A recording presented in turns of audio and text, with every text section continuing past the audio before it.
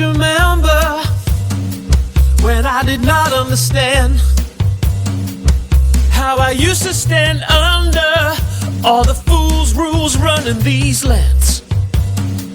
I had my head in the sand and I was asleep. Now I learn a little more every day, and I'm waking the sheep. Gonna say it out loud, say it proud, get it out, 'cause I'm burning inside, cannot hide it no more. I'm a raconteur too. Yeah, I'm a raconteur too. Oh, I'm a raconteur too. All the people in the chat room singing. Oh, I'm a raconteur too. One more time now. Oh, I'm a raconteur too. Hello and welcome to Raconteurs Too. I'm your host, Ade Hardy, otherwise known as Captain Cliche, here to remind you that this world belongs to all of us, not just the chosen few. If you're listening on YouTube, you can catch me live on Mondays, 7 till 9 p.m. UK time at raconteursnews.com, where all the previous shows are available as podcasts. If you are listening live tonight, join me in the chat room tonight with any questions or comments. My guest tonight, unfortunately, couldn't make it, but it's not a problem because we've got another guest lined up who is currently putting the little one to bed and will be with us in just a moment. But let me first tell you about the guest that we should have had on tonight, Pippa King.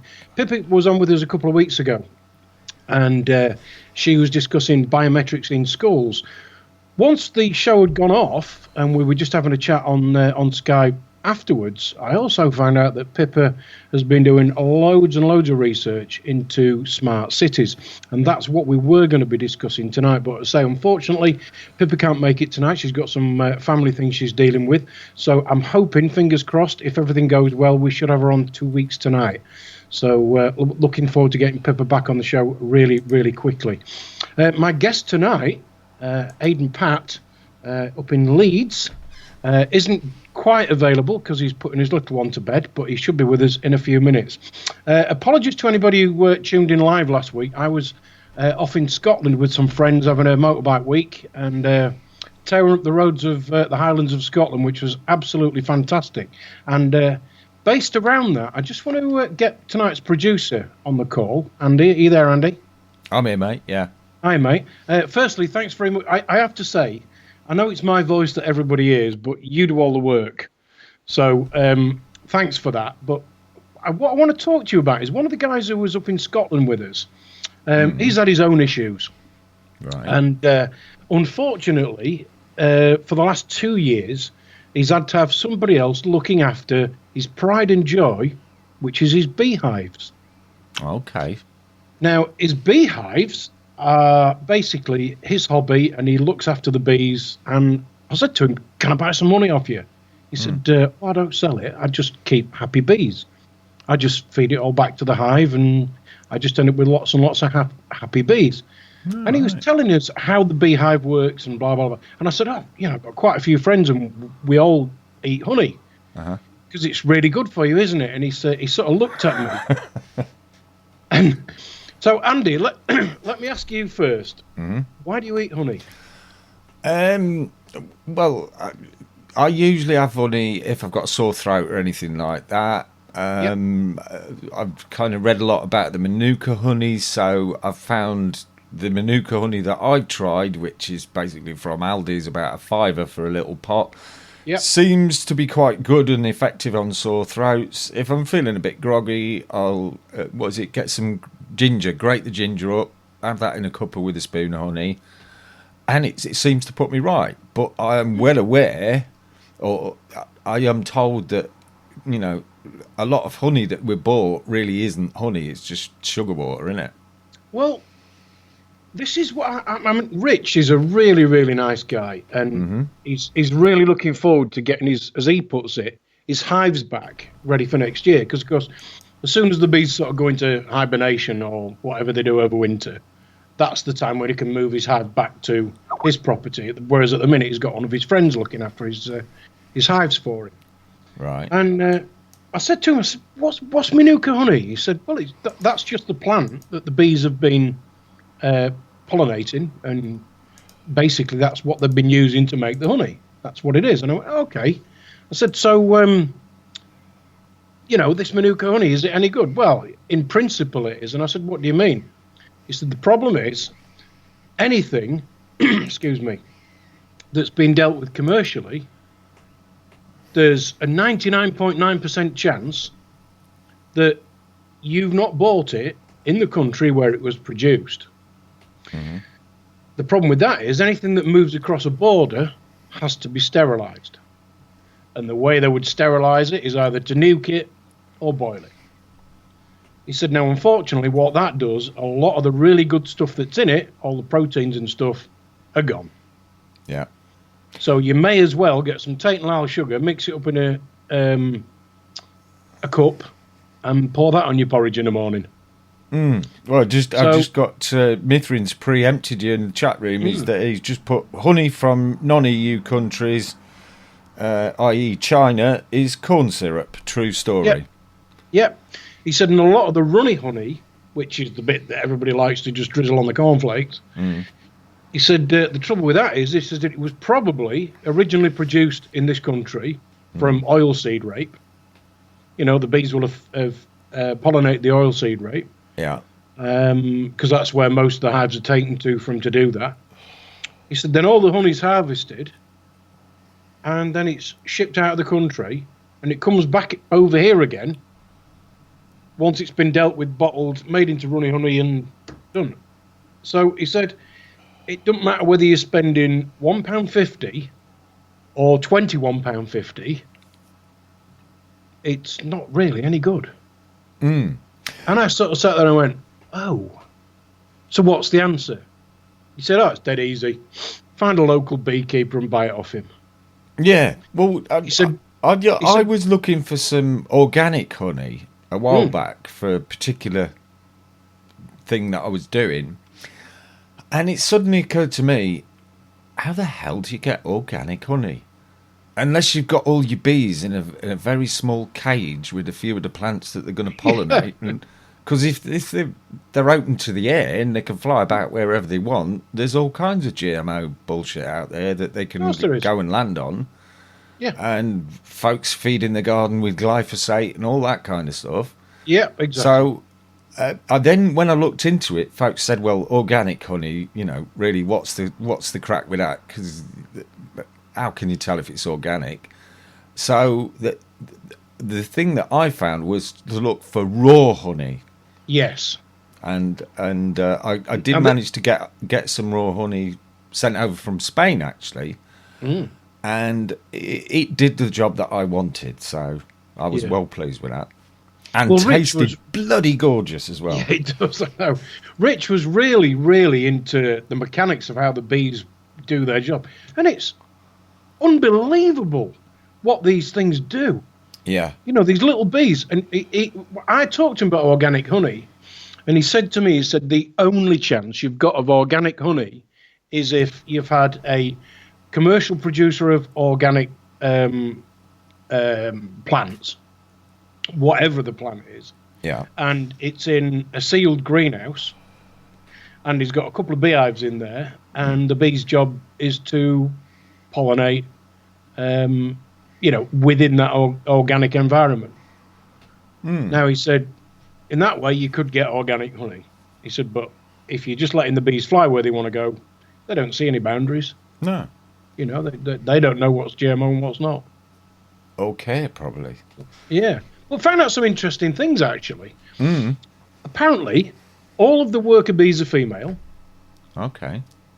When they need a queen, what they'll basically do is create 5 or 6 little pods that they basically put the egg in, and they'll double feed these things till they become huge. And the first one to hatch open destroys the other ones.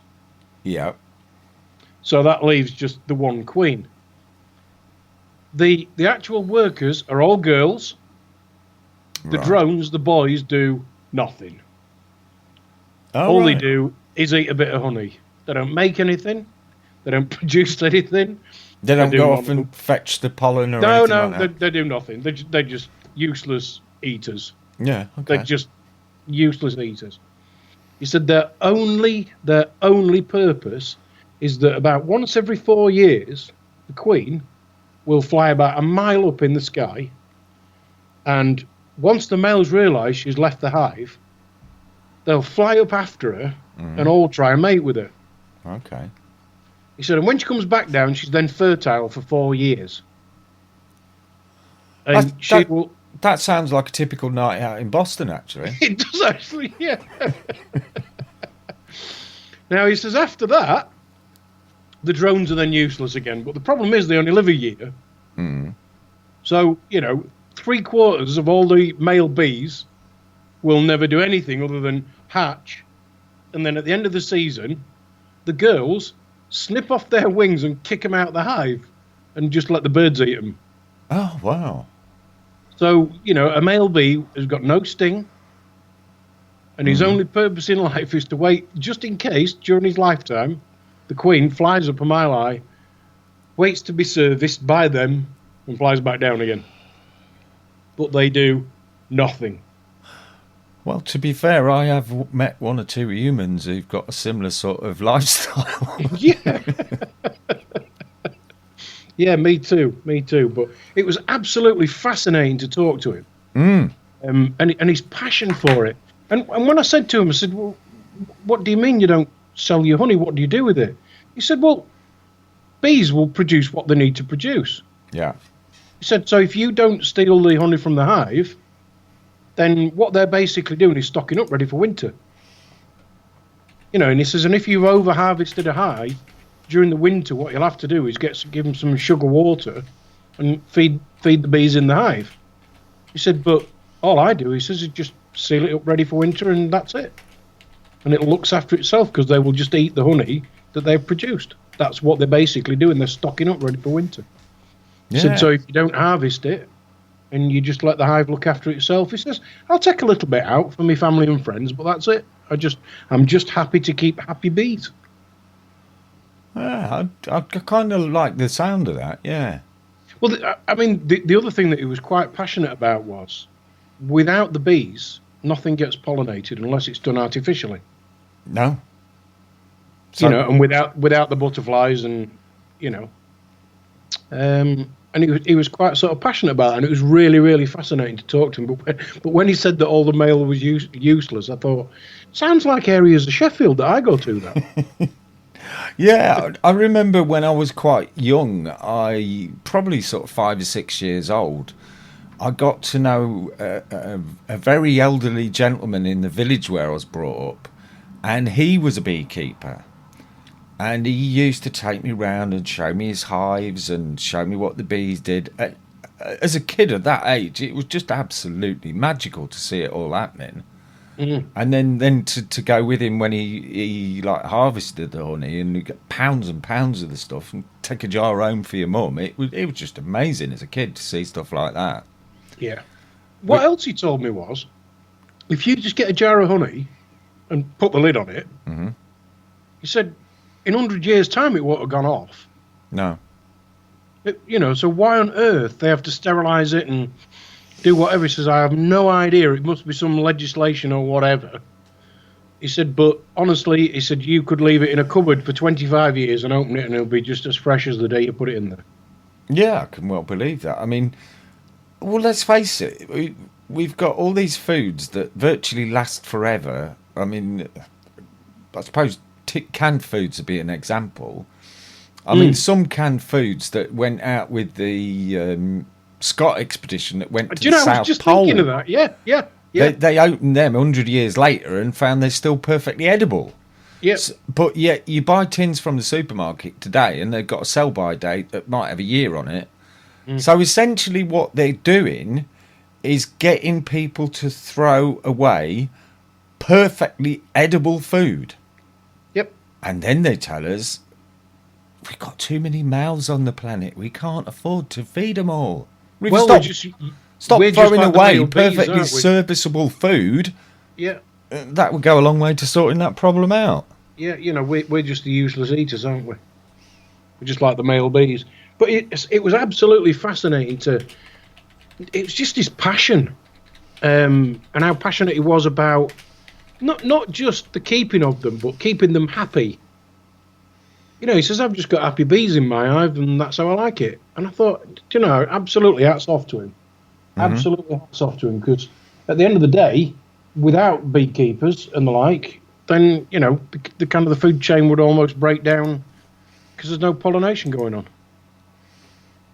Aha! It appears we've got tonight's guest. Awesome. But, I'll see if we can bring him into the call right now. Okay. Let's see if anybody answers. We've got Haydn, and it appears he's got a friend with him as well who's been helping him out. So okay. The more the merrier. And, well, all my screen in front of me has just changed, so I've no idea who we've got. Okay, no worries, mate. Well, hopefully it's ringing. But should be doing good there. This makes great radio. Yeah. And he's not answering yet. Okay, well, we'll just keep going and see if he picks up. Here we go. Oh, call failed. So. Tell you what else was interesting while I was up in Scotland. It's amazing who you meet. Went to it wasn't even a cafe. It was just like a little caravan at the side of a building, and lovely lady, and she's got a Yorkshire accent, serving coffee in Scotland. And she said, "Oh, it's nice to hear somebody with a normal accent."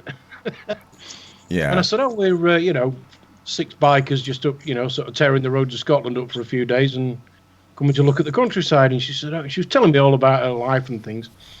And boy, was she switched on. She was so switched on. And it was her that sort of brought into the conversation about how she ended up in Scotland basically to get away from the UK government. Yeah, well, she said, you lot have to pay for prescriptions, we don't. My kids have got further education for free, and all the stuff they're discussing in the news this week. Oh, brilliant. Today, we've got a bit of a bang and a crash there. It sounds like we've got the guests on the line. Gaz, Haydn, are you there, guys? Yes, we are. How are you? Well, you're a bit loud there. Any chance you can just turn your volume down a tad? Yes. Is that all right? A little bit more, if you could. Is that better? That's brilliant, mate. Cheers. Hi, guys. No worries. How are you guys? You all right? Yeah, very good. Who have we got? My name's Ade. This is the bit we normally do off air, by the way. Right, stop. I'm Haydn, and we've got Gaz Mack. You got Gaz Mack as well. Yeah. Right. Well, the guest that we'd actually got lined up tonight, Pippa couldn't make it because of family commitments tonight. And for anybody listening, these two guys are troopers because they got a phone call about an hour ago saying, "Can you help us out? We'd love to get you on. We've been talking about getting you on for a bit. And can you do tonight?" And they both said yes. So welcome to Raconteurs News. Thank you. Thank you. Thanks for having us. Thanks for having us, guys. Now, I've never met either of you, never talked to either of you.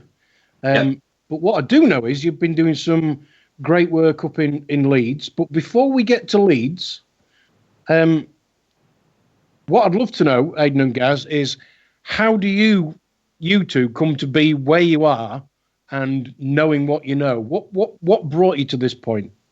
Basically, it's Haydn speaking. It got to a point of where I was homeless. I was never street homeless. I went through a bad patch in life. Went through crime. Were hanging around with the wrong people in life. And one day it just got to the forefront. I went to jail. Came out of jail.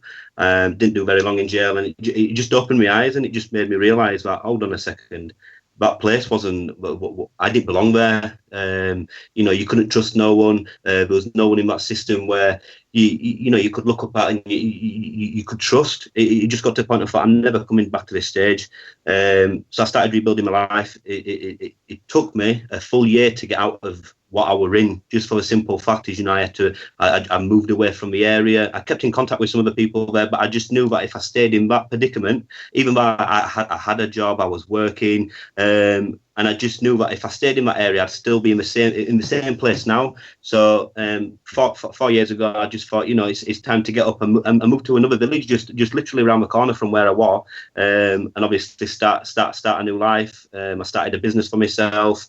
And from there, I've not been proper successful, but I've got to a point in life where I'm all right. And I thought, you know what, it's time to give something back.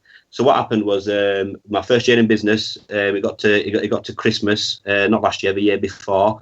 And I thought, you know what, it's time to wrap some shoe boxes up. And at this time, I'd been doing. I was a charity fundraiser for a long time. I didn't see the corruption until the very end, and I started getting in contact with big organisations who wanted everything brand new. They didn't want nothing of my shoe boxes. They didn't want to give them out. And I thought, hold on a second, what is this about? So I thought, you know what, the best thing I can do is go and give them out myself.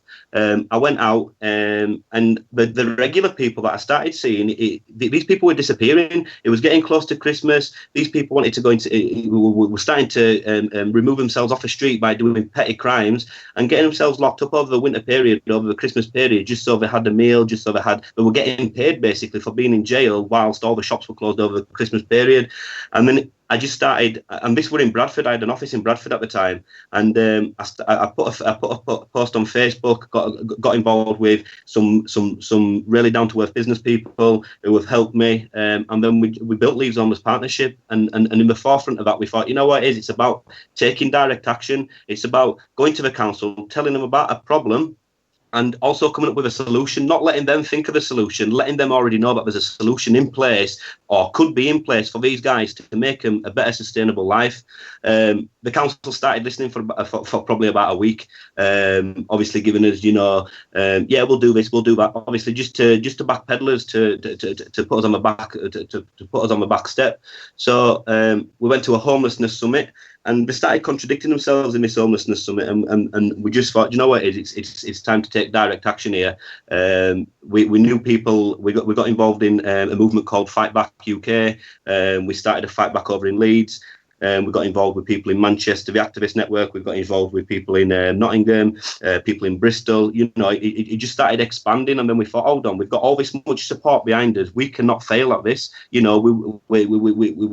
just ran at the ground. We just ran running with it, and from there onwards, we just thought, you know what, we made a massive change, and my circumstances were just to give something straight back to them. And in the last year, we've made not just Leeds Council. We've made Hull Council, we've made Sheffield Council, we've made quite a few councils in the whole of England start questioning themselves about the sustainability, about hostels, the paths, the addiction courses, and the other routes and the other paths and the other courses that we've got in place that are not actually helping the guys on the street. Well, that's me. What about yourself, guys? Yes. Wow. Yeah. Hang on.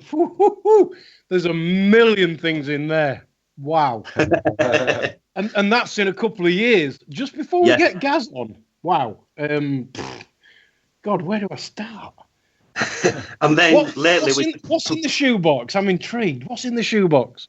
Right, so what was in shoeboxes? What we did was we got a chocolate bar, and we got a pack of Haribos, we got some socks, we got a toothbrush, toothpaste, some boxes, obviously if it were ladies, sanitary towels, and just a few more goodies, just obviously, and then we wrapped them all up and basically give them out. It was just something like a bundle of joy, just for them to open, just for them to know that that people do care out there about these guys. Do you know what that reminds me of? I can remember seeing a report a few years ago where there was, I think it was an old lady. Again, she was in the north of England, and she was sending stuff out to the troops out. I think it was Afghan. And she said, all the stuff they get out there is all right.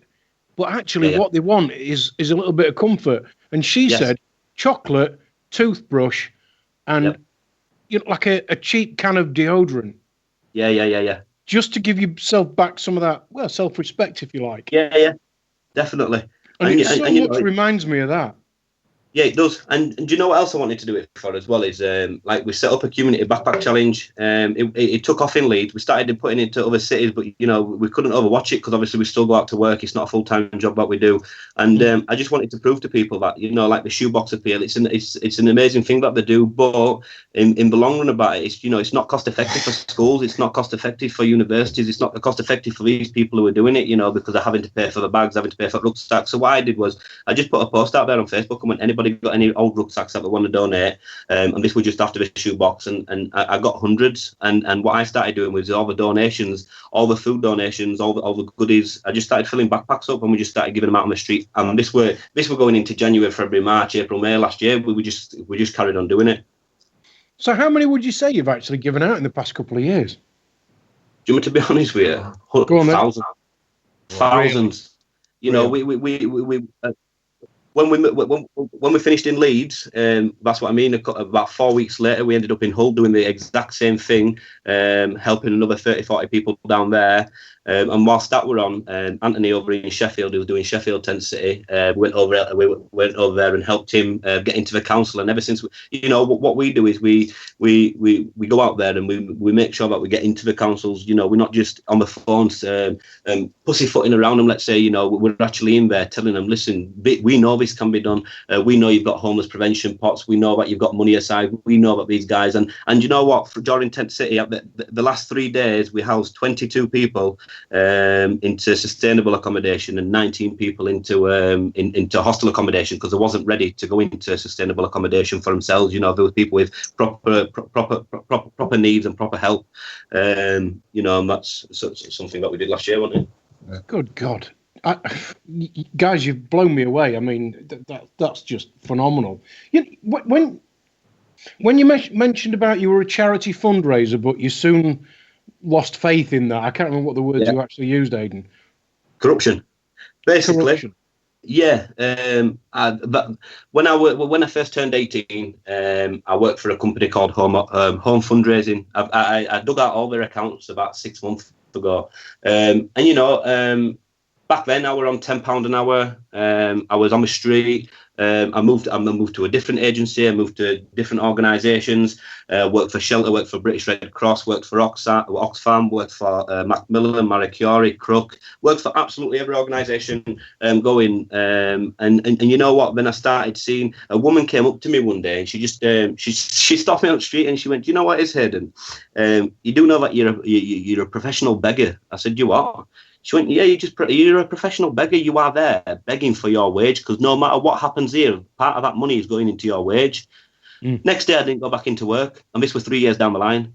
And I started thinking, hold on a second, this is right. There's 5 team leaders in my office, and I'm one of them. We've all got 5 people under us. We've got 20 offices in the whole of England. How much money are we actually making before any money is going to this charity? And, these agencies are getting paid well before any money is going to charity. And, I just started seeing the corruption. I just started seeing the let's say, backhanders in a way, because, all these people were on bonuses left, right and centre. Even myself, I was on the bonuses. I was getting £30 a sign up.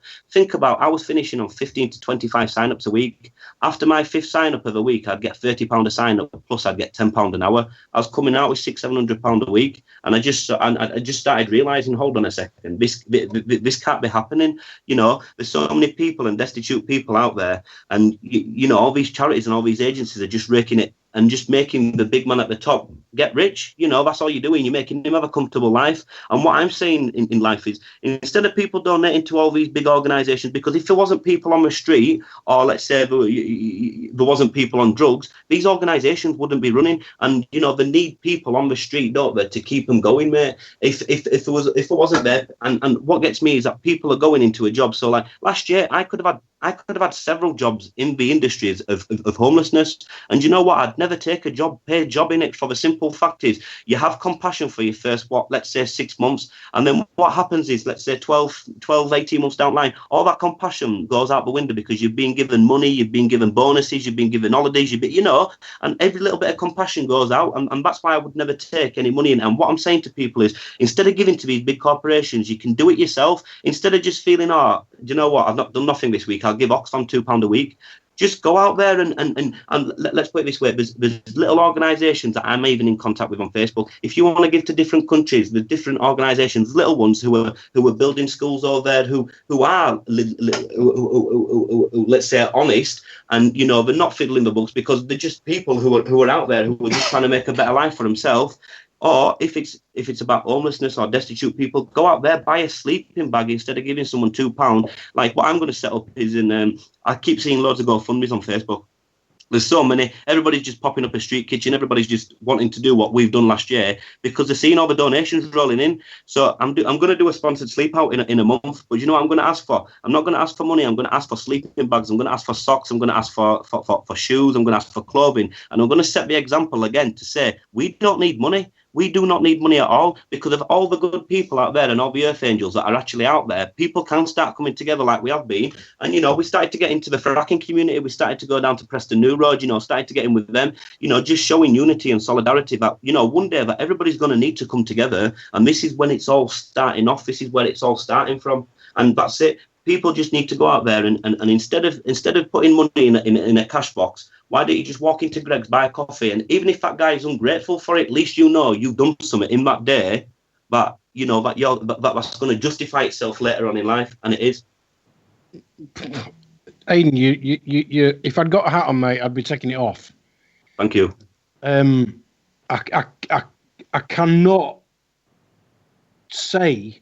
There aren't words for what I want to say, because you've walked the walk, you've been there, you've been to hell and back.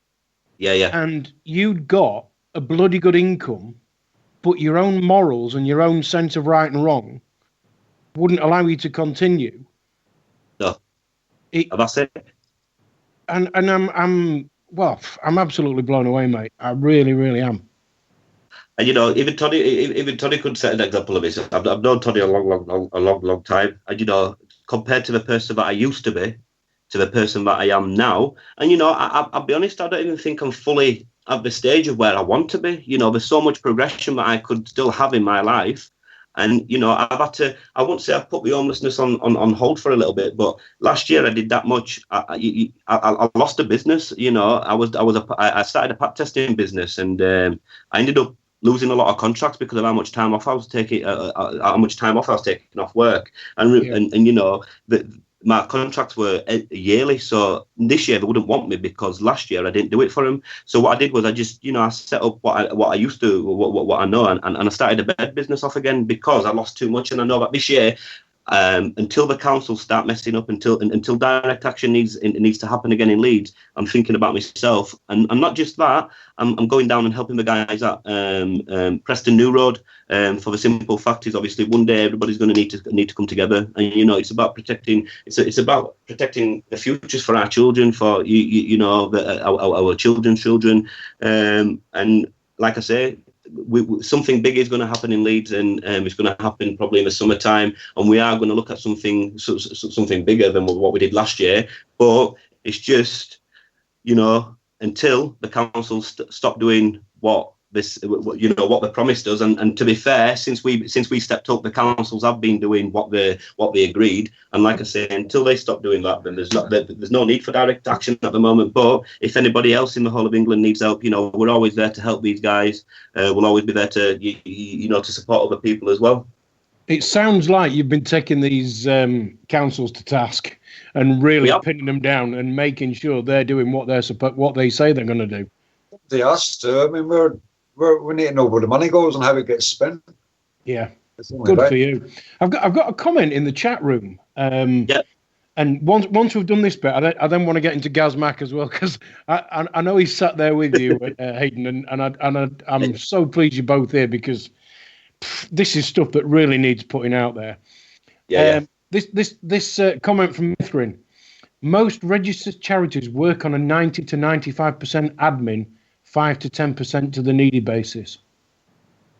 Yeah, a lot of things that I know that was they used to say 89% used to go to the charity, 11% used to go into wages and administration fees. But you know the figure that we saw was not that level. And you got to remember there's people's wages, there's there's people's pensions, there's utility bills, there's water bills, there's the how many buildings do all these charities have when we could deal with one building and have everything under one roof, but they don't. They want to have all the money tied up in their assets. So then it doesn't look like that they've got money on paper, and this is what it's about. St George's Crypt in Leeds is it's one of the biggest. When it first started out, I do believe I do believe other people had compassion. But then what happened is that they became registered, they got red taped. A massive thing about me in Leeds City Centre is that people can work with me, organisations can work with me, and sometimes they come for me and come to me to ask me, Haydn, have you seen this person, or has this person been to your kitchen? Because they know, but I'm not red taped. I can have that where I can go looking for people. I'm not bound to just the town centre. We go all over. Not just that, I engage with people's families. Like the other day, we had a 19-year-old boy. We found him in the housing office, first day on the street.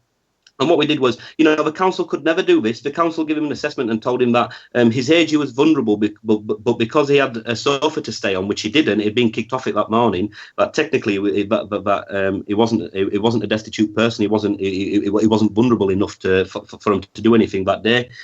So what I did was I put him in a B&B for 5 days. 5 nights we put in a B&B, and what we did in them 5 nights is that we liaised with his family, and we got him back into his family. We got him back to his mother. He was living with his father. I communicated with his mum. I knocked on his mum's door and just sat down with her and had a conversation and told her what would happen to him on the street. He was 19. He was vulnerable. The person who, if you'd have saw him, he was timid. You know what I mean? He was one of them people where he would have been beaten up on the street. He would have been sexually assaulted. And literally, I got him back in with his family. But this is what the council can't do. These are what the organisations can't do because they're all red taped. And the thing about it is that there's too many people on wages. Who needs to be on £135,000 a year to help the most vulnerable people in society? What it is, if everybody came together. And just like Leeds Homeless Partnership and all the grassroots organisation, well, we're not even an organisation, we're just a group of people helping people.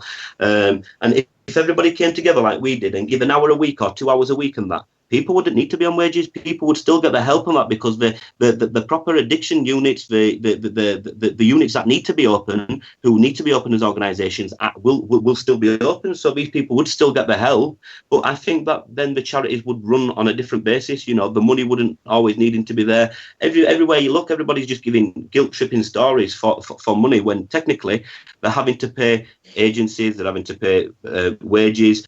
And I just believe that it needs to go back to the old days where people have got compassion and everything's not run by money, mate. That's what I believe. Well, I've just got one more comment I want to read out. Yeah. This is from Sam in the chat room. This chap can't go to heaven. He's too important here. Brilliant. Fantastic. Do you know what it is though? It's about educating people as well, isn't it? There's more people out there like me, and there definitely is. And all it is just about standing there and talking to people and starting to, I won't say, educating them, but educating them in a way that people understand. Telling them about corruption, but don't. Up that this, that, and the other. Starting from the beginning, and just like me, I've got the story to tell. I've been there, I've seen it. So people can understand where my point of view. People can understand it because I've been there. It's not just a word of mouth. Found it, researched it, and gone. You know what it is? This is what's happened. And I do believe that there is more people out there, and more people each day are inboxing me. There's more people inboxing the page each day. And what we've done is we just started to get. We just turned Leeds Tent City page because it's got 5,500 likes. What we've done on there is we've turned it to Leeds Tent City community news. So all the news, all the updates, all the latest homelessness news, we're starting to implement that on there and just having like a blog page, just so then people can keep up to date with what's happening in the whole of the UK, not just Leeds. Unbelievable. Just another quick comment from Sam. If it weren't for charities, if it weren't for charities, all the admin in the charities would be out on the street. Do you know what? If we were looking at this the other day, with what we were saying, DJ, is that someone said to me and they said, you know, if you close all these organisations down, you're going to just make hundreds of people, let's say, homeless. But technically, no, we wouldn't, because these guys shouldn't have jobs in the first place, not paid jobs anyway. These guys should have been there on a basis of voluntary work. You know, that's what all these organisations are really about. And just whilst we're on the subject of that, you know, there's one organisation in particular. What's that organisation called? That charges them that gives them £30 a week. Emmaus. That's it. Emmaus. I was working. I was over in Hull one day, doing Hull Tent City, and we had an ex-homeless guy who came over to us, and he started being aggressive to the other homeless. And what was his comment to him? He said a nasty comment which wouldn't come from a person who'd been homeless before. And what's happening is people are getting taken off the street and then getting mind swept and getting brainwashed, let's say, into a predicament that all them people on the street are bad. And you know, even though he's been on the street, he's been brainwashed to tell him that that's a bad place to be, that's a bad situation to be in. But you know what it is? You've got to look at the broader picture. You've got to look at the wider picture. There's some people on the street that I can't stand, mate. And you know the personality about them, but it's not them. It's the drugs that they're on. It's the demons that are in the background. Do you know, if I'd had bad luck and I was on the street, I think I'd be pretty bitter and twisted about it. In fact, I'm sure I would. And I'm sure, so that I could get to sleep at night, I'd get drunk so that I wasn't too cold. Definitely. You know, and I cannot imagine what that's like. But to speak to somebody like you who's been there and not just come out the other side, but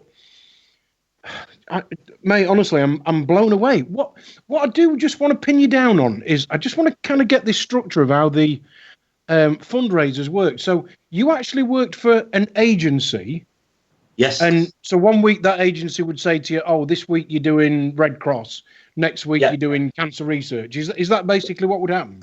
Yeah. So basically, all of them. So you've got Home fundraising, you've got Future fundraising, you've got Engage fundraising, Future Vision. You've got in-house shelter, but they're an agency, but they class themselves as in-house shelter.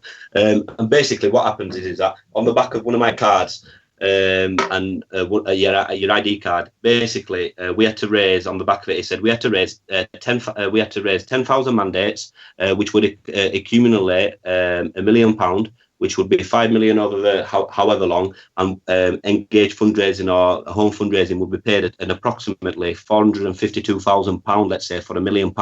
So technically, just short of half of that money that you're raising actually goes to that agency to pay their wages and obviously their commission. And this is the sad thing about it is that, you know, sometimes we'll be pushed to, I wouldn't say get dodgy ones, but sign up anybody, people with no money, and that for the simple fact is if they finish that contract faster, so if you had 6 weeks to get 10,000 mandates, if you could do it in 4 weeks, you're getting paid faster and you're getting a bonus on the top of that as well. Wow. So technically you could be coming out with more than half of what you're actually raising for that charity. Let's put it this way, So 6 months ago, Home fundraising, I researched their accounts, and last year they did 20 million. And you know what? There was 17 million. I think it was 17 million. What was that time scale? How long? So last year their accounts in a year. Sorry, last year. You're right. Okay, sorry. Yeah. So their accounts for last year was just over £20 million. And that's what they had earned for raising money for charity. So none of that money actually went back into charity. None of that money ever got donated to any other charity. That money went to wages and to profit. And I think that the profit margin was like 16 million or something, wasn't it? It was 16 million. It was like 4.5 million for wages and administration fees and costs of buildings and utilities. And I think it was like 16 million that was in profit. Wow. And no money had been gone into charity. And Same with shelter. Shelter. You do know that Shelter have never homed anybody, don't you? Shelter have never homed anybody? No, Shelter have never, ever homed anybody. Shelter are just a call centre. Right, so let's put it this way. So in England, Shelter is a multi-million... In England, the call centre industry is a multi-million pound industry, yeah? In Leeds, it's the second... It's the second highest in Leeds, multi-million industry in Leeds. So Shelter, all they are is a signposting service. So when you ring Shelter, they won't give you numbers of landlords. They'll give you numbers of office, or advise you to go to the housing office, or advise you that there's a one-stop centre down the road. So technically, but it's a multi-million-pound industry, the call centre. All Shelter are doing is operating a call centre by having people on the phone and signposting people to relevant agencies. They've never homed anybody. I've just seen that they've just gone into because of all the pressure that they've had on them lately. I've seen in the last month that they've gone into partnership with someone in America, Shelter, to open a homelessness shelter over in somewhere in America. But this is a thing. They've been going for how many years? Do you know how much Shelter made last year? £57.5 million. Wow. And this is the biggest homelessness charity, and 57.5 million. That could solve homelessness in a month. That we wouldn't even need £50 million. Good God. £57.5 million, and I've got their accounts as well. I've researched everything, you know. I make sure I research things. I make sure I got all the facts there, and I've got every fact there on purpose, so then people can't pull me up and go, "That's not right." I've got it in front of me to make sure. This is what we do, you know. Before we attack people, you know, there's not a lot that you know, like I don't want to dub down the Salvation Army because the whole of England will start to hate me here. But this is another one. There's no accounts that you can find at the moment on the Salvation Army, because Salvation Army will have it in different parishes or different churches and different names. So then there's so much money coming in, and I know it sounds stupid and I know it sounds deceiving, but this is what the whole organisations and the whole charities are doing in the whole of the UK and the whole of the world. And I know it's bad to say that Salvation Army are one of them, but I'm not harsh to say it, but these guys are just rinsing everybody. These guys are they're taking the general public for everything that we have got. Haydn, I remember, I'm 51 years of age, and I remember being about 18 or 19. I lived on a council estate in Scunthorpe, and it was a bit of a rough estate because, you know, everybody there was sort of brought in to furnish the steelworks. So there was Irish, Scots, local guys, there was Welsh, you know, there was guys from up in the northeast. I mean, can you imagine being in that pub on a Friday night? Especially if there was a football match on a Saturday, it was just a bloodbath. And I remember walking in the pub one Saturday night with my dad. One of the very few times that I did. And there was a bloke outside. He'd obviously had far too much to drink, and he was vomiting in the drain outside. And the van pulled up with the Salvation Army, and you should have seen them looking at him going, "Oh, that's disgusting, that's terrible." But it didn't stop them walking in the pub with the collection tins and rattling them. Exactly. And do you know what it was? Do you know what? Just whilst you're on that subject, I was working in Hull Town Centre at the time, and what had happened was a guy collapsed in front of me. I was working for Shelter. Everybody on my team didn't have a clue how to do first aid. The only person who knew was myself. So I'd run over to him. I'd put him in first aid recovery position. At the time, it was bleeding from his nose. The ambulance came, and later on that day, his whole family came back and signed up for the charity because of what I'd done for him. But what I'd got introduced, and this was before I'd even known anything. What I'd put to my manager was that, don't you think that the people who are working for Shelter on the street should know some basic first aid training? As Shelter are trying to implement it into schools and trying to implement it into young people, why are the people who are working for Shelter don't even have no basic first aid training? And that was how backwards it was, because all they cared about was money. That's a damn good point. I've got a couple of comments, and one you're really going to like. Yeah. I'm not sure who this is from. I've got Andy Young, our producer tonight, who I was chatting to just before you came on. He's cutting and pasting things into the Skype chat so I can see what's going on. Yeah. There's a comment. I don't know who this one's from, Andy, but so if you want to type it in and let me know. It says, "I've been there and can't thank you guys enough for what you are doing for those in hard times." So, you know, if you didn't know, there's people listening tonight who are there to tell you two that what you're doing works. It works. That was from me, Ade. No, that's from you. Right, okay. Thank you. That's from Andy Young, our producer.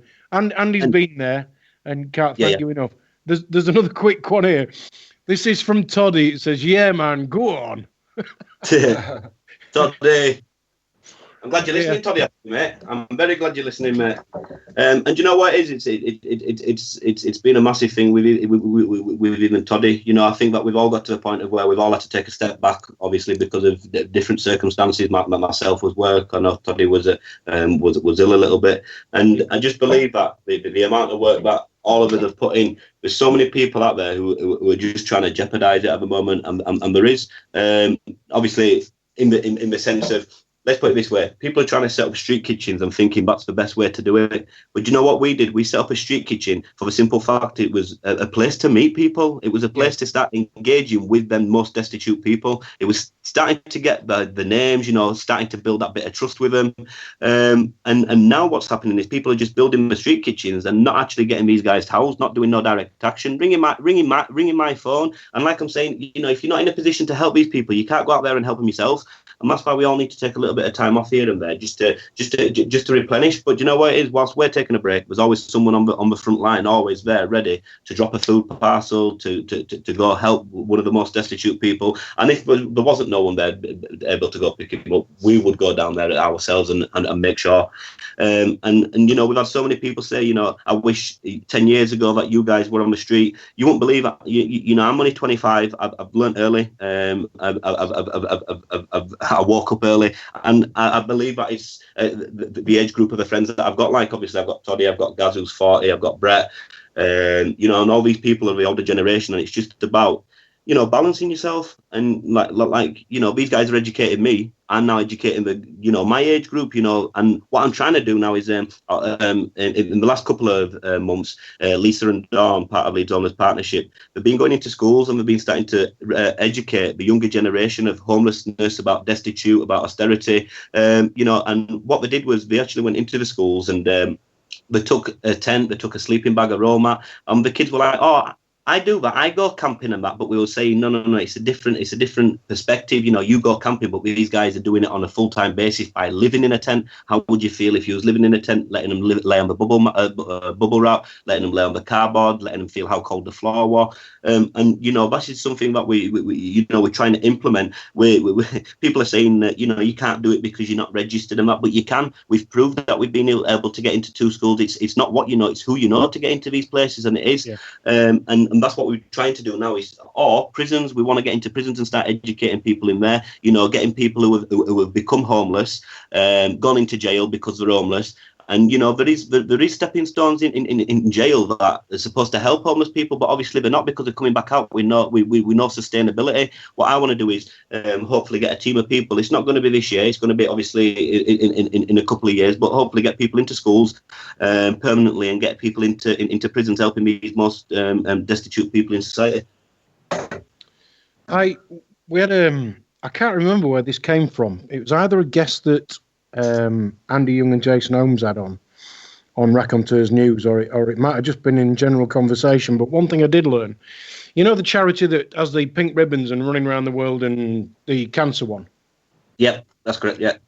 They looked at their accounts, and the top 60 people who worked for it, the wage bill alone, just the wage bill, forgetting property, running costs, etc., was over £6 million a year.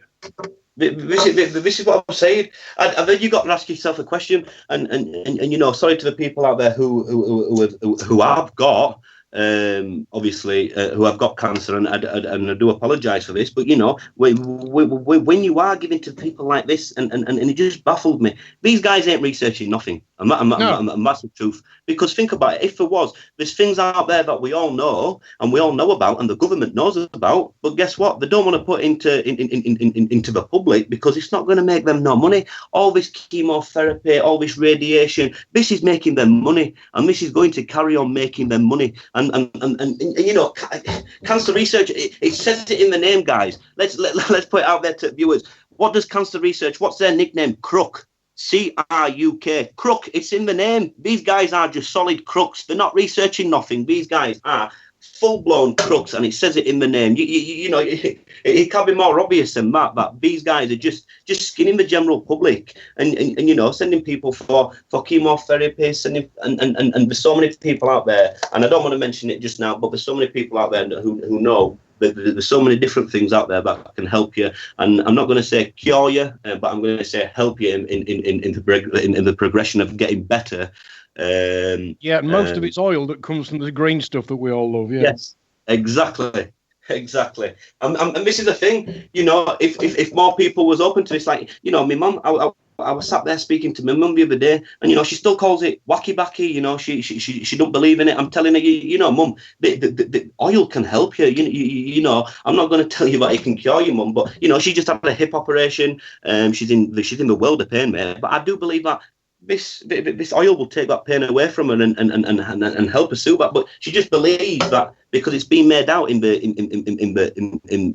public eye that it's just a set of drug is smoking a plant and just getting off a nut, which it's completely different to that. And don't get me wrong, I know a lot of people who like to smoke. I like to smoke myself, and but I just don't understand the conception of it. Like the other day, we were at I don't watch the news. My mum rang me and went put ITV on, and luckily I was at home in the morning, and I put it on, and it was this morning. But they were on about a woman who had helped her son basically become better by applying it with cannabis oil. They were in hospital. They said that he had a couple of weeks to live, so she didn't believe that, and she didn't want it to end.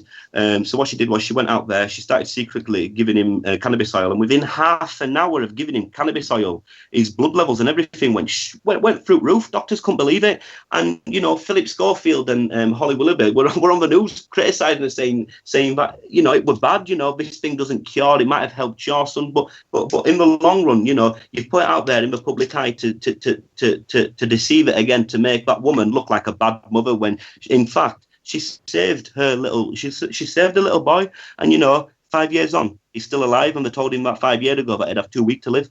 Yeah. I mean, we've all heard stories like that, but the truth about green is that nobody makes any money out of it, so they're not interested. But exactly. That's what it's all about. And I believe pharmaceutical companies. It's I've had a vaccine as well.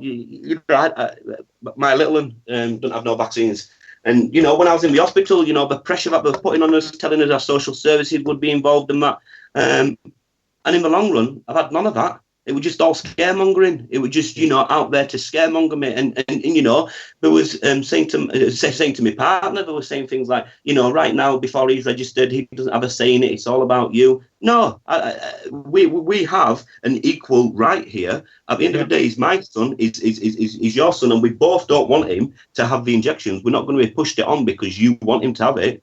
Don't get me wrong, when he was first born, we give him the vitamin K, but we didn't give him it in a job, we give him it orally. And they still lied about that, saying that, you'd have to come back once a week and have 3 doses of it. They give us 2 doses whilst in the hospital and give us another dose 28 days later to take home and give him at home. So it was all just scaremongering, and this is what it's all about. Pharmaceutical companies, all the organisations out there are just in it for one thing only, and it's money.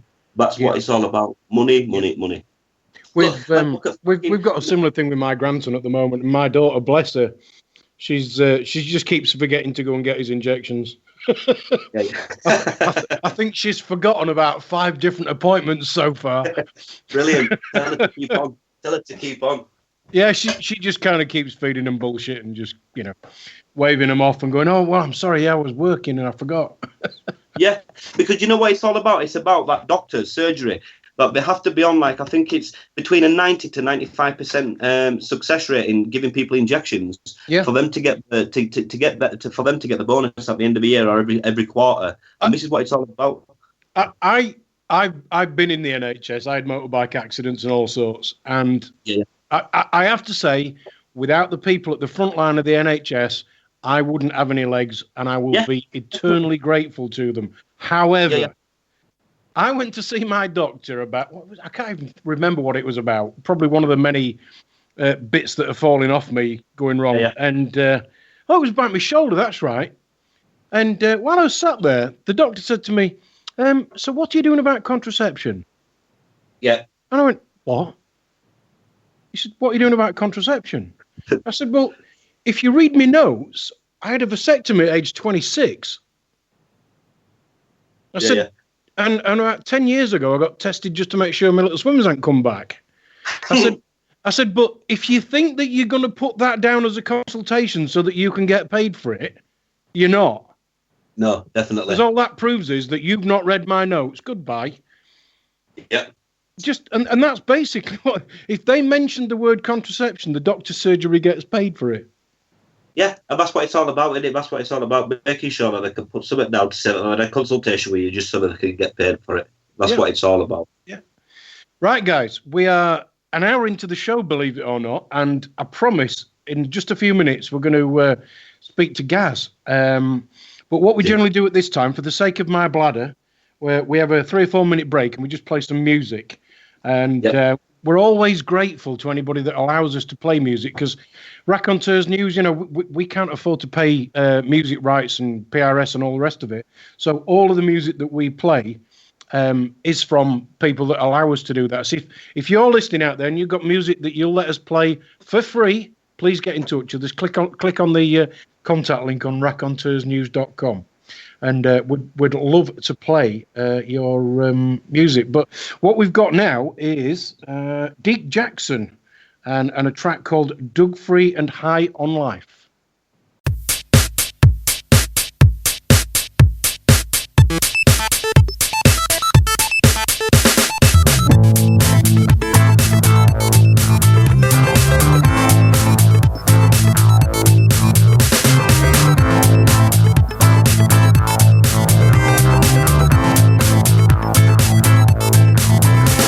No hash, no booze, no fags, no coke, no sex, no love.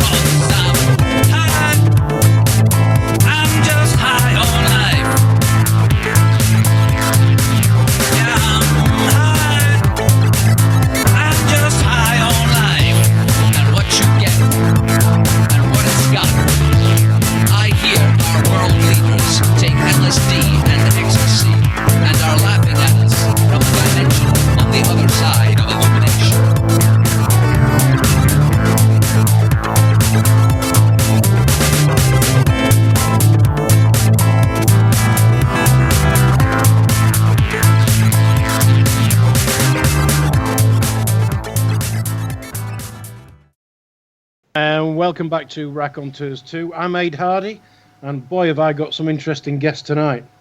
Two guys from the Leeds Homeless Partnership.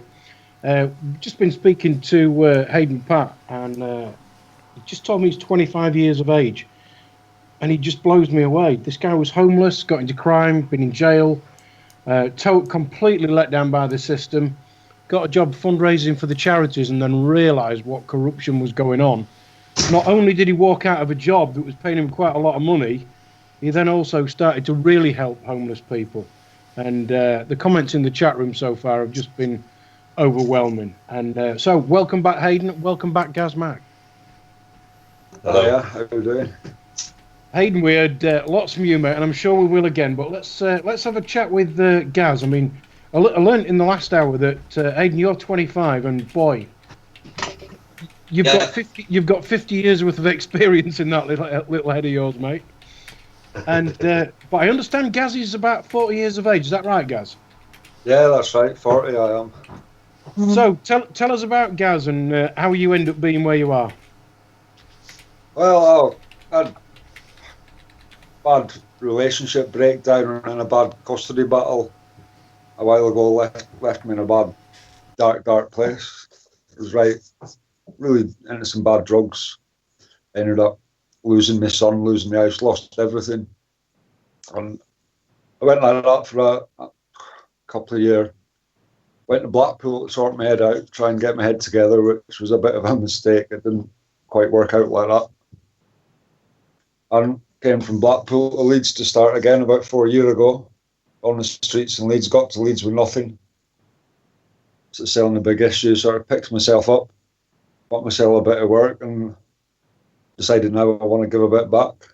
So I got involved with Haydn and Leeds Homeless Partnership last year. But tell them about the organisation, the people who you work for and how they got you. Latch, Leeds Action to Create Homes. I went to an open day to see about doing some volunteering and get my head back into sort of work, and so I'm not just stood about selling my big issues all day, trying to get myself sorted. And they sort of take on people that need housing, and they buy derelict houses, do them up, and give people skills while they're doing them up, and then put people that need supported accommodation into these properties. So I started volunteering for them. They got me my CS card, and got me a flat, sorted me right out, and I've been working for them for the last 3 years. Yeah, they're good. It's a good project they've got. It works well. I mean, I'm testament to it. If it wasn't for them, I wouldn't have contact back with my son. I see him and speak to him regularly. My life wouldn't be in such a point where I'm ready to give back, ready to sort of help the people that need the help. Maybe show them that I can do it. I have to say that the one thing that absolutely is so paramount in what you guys say is that even before you've got yourself fully sorted out to what, 2.4 kids and a mortgage and whatever, what a lot of people would say is having a normal life, you just want to give back. Yeah. Well, that's what it's all about. It's if everybody helped everybody a little bit, then just the world would be a better place. We wouldn't need governing. We wouldn't need all these different organisations that are ripping us off constantly. We'd just help each other, and life would be so much better. There's more than enough knowledge out there between everybody, and more than enough skills that we've all got between us, that if we all just helped each other where it's needed, we'd all get on a lot better, I think. Yeah. It didn't cost anything to go out and help somebody, to have a bit of compassion and to show that compassion. I think that's right. And the one thing that strikes me is that the world is just monetized, and if it doesn't revolve around a number and a pound sign, or a number and a dollar sign, it doesn't mean anything to anybody anymore. Well, that's it. That's the top and bottom of it. It's money and greed and power. And they all sort of go hand in hand. The more money you get, the more power you've got. The more power you've got, the more money you want. And people get in that money trap, and they lose sight of everything that's real and everything that's actually going on. Yeah. And the media and everything that's around us constantly bombarding us with just nonsense, filling us head with, you've got to have this, you must have that, you need this, you've got to go here, you've got to do this. And it's all about, like you say, the pound signs and the dollar signs. Yeah. Make you work your ass off for it, and then take it all back off you, and make you go out and work for it more. And all this time, you're not really doing anything with your life. You're just brainwashed, right? You're just going down this little dark tunnel with no light at the end of it. Yeah. Make a break through the side of that tunnel, see the light, come out, have a little explore about it. That is probably one of the best comments I've ever heard. Forget about the light at the end of the tunnel. Look at the side of the tunnel. God, I wish I could bottle that. That should be a T-shirt. That should be a T-shirt slogan. I'll have to look at that. Wow. Yeah, definitely get that on a T-shirt. That one. What did I hear on the? Oh, that's right. When I'm driving around in the car at work, I do have the radio on, and sadly, it is often the BBC. And one thing I heard today was they're now looking at ways to get people to pay for their own elderly care. And if you've got a house, they want you to basically sign the trust over to the official bodies so that when you're dead, they'll just sell your house and take all the money and the interest. Wow. Yeah. So what they do, you know, they encourage everybody with the right to buy and give everybody a property and all the stuff that Maggie Thatcher did. And then here we are, not so many years later, where they're just going to take it back off you anyway. Yeah. Yeah. So where's the incentive then, please? There's none. They just want to keep us all in this crazy little loop they've got us in. They want to keep us down while they just run about living the high life, doing their own thing, keeping us blinded to what's real, what's out there. Yeah. I've got a comment here as well. When you've hit rock bottom, you realise that most of what we do is a waste of our time and energy. It seems to be a trigger for many. Yeah, it's when you've hit rock bottom and when you've got nothing, it's easier when you've picked yourself up to appreciate all the little things that you normally take for granted, and you just see things a little bit differently. You feel things a little bit differently. It gives you a whole different perspective. I mean, I know I'm known as Captain Cliche, but it is one that I just cannot run away from. When you've lost everything, you've got nothing to lose. That's it. It's exactly right. You've got nothing to lose. Wow. But it's also an easy trap to get caught up in. I mean, having no responsibilities. I'm sure we could all sort of relate to. It'd be nice to just not have to worry about anything. But life as it is, you do have to worry about things. And when you've got nothing, when you're on the streets and you've got no bills to worry about, you're struggling. And to go from that into sort of sustainable housing and not have support behind you, it's a lot to take on. And that's one of the sort of things we do with Leeds Homeless Partnership, sort of help people through that process. And we're there for them after. We're not like council can be just sticking them in a flat, leaving them there so they can get the benefits going around in this crazy little circle of theirs. I mean, one thought I had about what Haydn said earlier, and that was, when you come out of prison, well, other than giving you 50 quid or whatever they give you and just shipping you off, what do they do? What happens? No. Just give nothing. Nothing. It's crazy. I mean, there are tools in prison that they're there to try and help you, but they don't do it. No, they're more interested in the money they can get for you being in there. If they can knock your remission off you and keep you in a bit longer if they want. It's back to power and money. They don't want to help you and get you up there. They want to keep you in their trap. As long as you're kept down and kept in their little horrible vicious cycle, they're making money off everybody left, right, and centre. But they don't help anybody. That's going to cost them money. How did you two meet?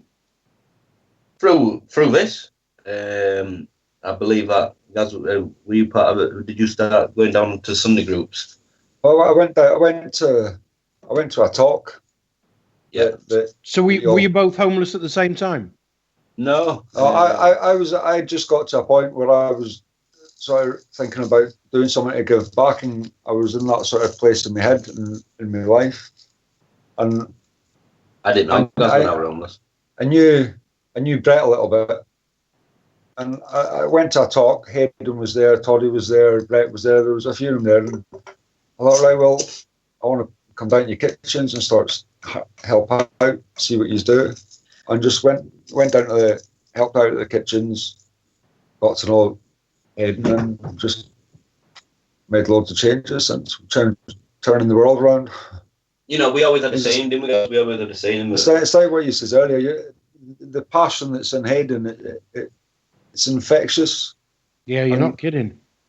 You just like this bubble that just keeps bursting. It's crazy and it's infectious, and he uses it, and people sort of, when you're around him, you want to do things, you want to make the changes with him. It's full of ideas as well, constantly coming up with good ideas. Right? Yeah, this is the way to do things, and it's passion. Yeah, it's infectious. You catch it. You just want to you want to be involved in doing stuff. You know things are happening. You know changes are actually being made. It's good to be on at the end of the day, isn't it? And this is what we said at the beginning. You know, the movement. People are always like, you know, it's your group, it's this. No, it isn't. You know, it's a movement. It's anybody's movement. If people want to join it, you know, obviously, we scope everybody out. You know, people can be infiltrated into groups, but you know, we're more as a family. You know, everybody's got a say in it. You know, if people don't like it, you know, we're the majority. If you don't like it, you don't like it. We ain't going to run with that because you know everybody doesn't like it, and I'm not going to run with it just because it's my ideas. It's just a big family, isn't it? Yeah, it just works a big well. family. I mean, Gaz, when you said about giving back, what did you get from that? Did that help you get back on the straight and narrow yourself? Well, it helps me. Just it feels good to give back. So I've been there. I know what it feels like to be there, to be sat in the doorway, not knowing if you're getting something to eat, not knowing what's happening round the corner in the next hour, never mind next day. I just wanted to, when I was in that position, I'd love somebody to come along just to say hi, and knowing what that feels like. I just wanted to go back and try and make as many of these guys feel better and get to a place similar to where I'm at as possible. Yeah. And it didn't cost me anything. It's like walking through town, just stopping, saying hi to somebody. It really can make the day. I absolutely can, and I know that from experience. So that's, if everybody was out there doing it, then we would need to do it all the time, the way we do it. I do remember having a conversation with a guy down in when I was down in Cornwall. I was I actually went to a wedding down in Cornwall, and there was a homeless guy. And I stopped and said hello to him and had a quick chat. And really intelligent guy. I mean, really, really intelligent guy. He knew what was going on in the world.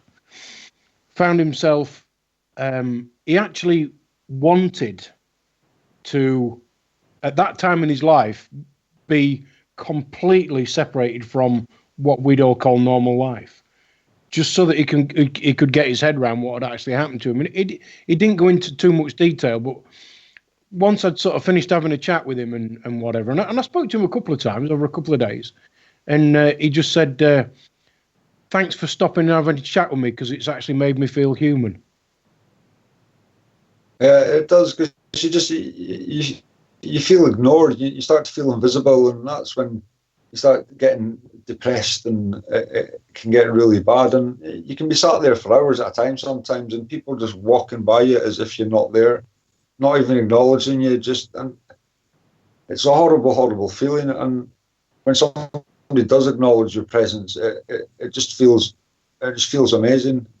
It can make your day, and it's you can't just look at a homeless person and say, right, they're all just. You can't label them all the same. Everybody's individual. Everybody's got their own stories. Everybody's got different reasons for being in the positions that they're in. And you're not going to know what they are unless you stop and you have a chat. And it's like you found out, like you say yourself, you can't judge a book by its cover. You know what So I mean? if I was somebody who didn't talk to homeless people, and as I say, I have done, I don't all the time, but I have done, and you wanted to say one thing to me that would make me want to, because there's always been these things on the bloody television and the news saying, oh, this guy's not really homeless. A reporter followed him back from his begging spot and watched him get into his Audi and drive off and all the rest of it.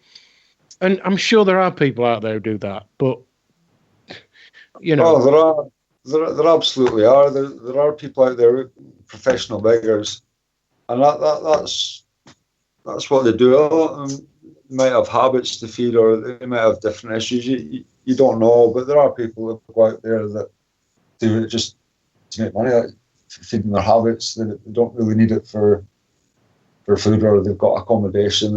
They're all right like that. It's just a way to feed their habits. Mm. What would you say? What would you say to somebody if they were going to engage with a homeless person? Would you say to them, give them some money? Would you say buy them a cup of tea? What would you do? I'd just stop asking if they want a cup of tea or a sandwich. Just say hi, introduce yourself, or just get them a cup of tea. I wouldn't give them money. A cup of tea, sandwich. Just stop and ask them what they'd like. Might not like tea. Might get a bit fussy about the sandwich, but yeah, just stop and say hi. You know what we said is that we're trying to. Well, we're not trying to. We are going to be launching a campaign very shortly, and at the moment, what we've been doing on our Facebooks and that is that we've just been hashtagging it at the moment, and what it is it's just great to mention it on this. Is that it's called we've been hashtagging Stop, Think and Help. So let's put it this way: when you're in school, you get taught to look left and right on the road. You get taught how to cross the road.